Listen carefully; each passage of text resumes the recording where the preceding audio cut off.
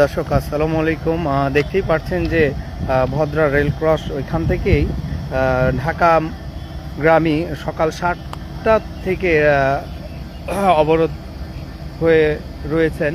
দেখতেই পাচ্ছেন যে ট্রেনটি থেমে আছেন।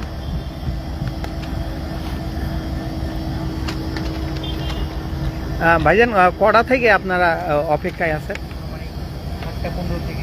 7টা 15 থেকে। আসলে আপনাদের অনুভূতিটা একটু বলবেন। অনুভূতি ভাই শেয়ার করার মতো না। জি। এটা আমি কথা বলতে চাচ্ছি।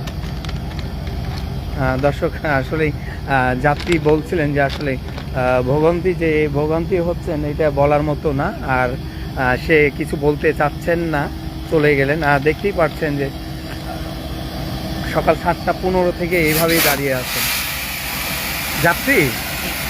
আসলে মানে কয়টা থেকে আপনারা এখানে অবস্থান করছেন? 7টা তো ট্রেন ছাড়লো, এখানে তো আর বেশিক্ষণ আসেনি। জি। কারণ ট্রেন ছেড়েই তারপরে এখানে থেমে গেল। তারপর তো আমরা শুনলাম যে ছাত্ররা অবরোধ করছে, ট্রেন ছাড়তেছে না।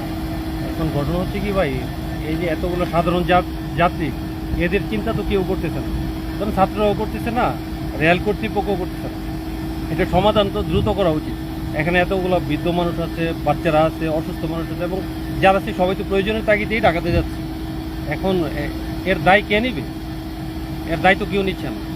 দিন শেষে এদেশে সাধারণ মানুষ ভোগান্তিতে আছে, ভোগান্তিতে থাকবে, কিন্তু সমাধান করার লোক কম খুঁজে পাওয়া যাবে। ধন্যবাদ। যেটি শুনলেন যে আসলে বৃদ্ধ থেকে শুরু করে ছোট বাচ্চা পর্যন্ত এ পর্যন্ত ভোগান্তিতে সকাল 7টা 15-তে এখনও এখানে রয়ে গেছেন।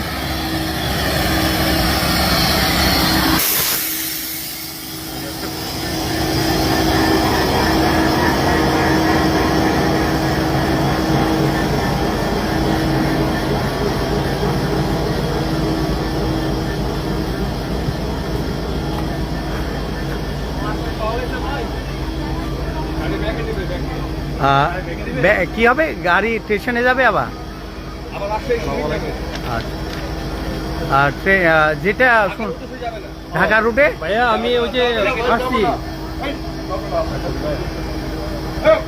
দর্শক শুনতেই পারলেন যে যেই ট্রেনটি সকাল 7টা 15-তে ছেড়ে এসেছিলেন ভদ্রা রেল ক্রস সংলগ্ন, তো ওখান থেকে আবার শুনছি যে ট্রেন যাবে ঘুরে রাজশাহী রেল স্টেশনের দিকে।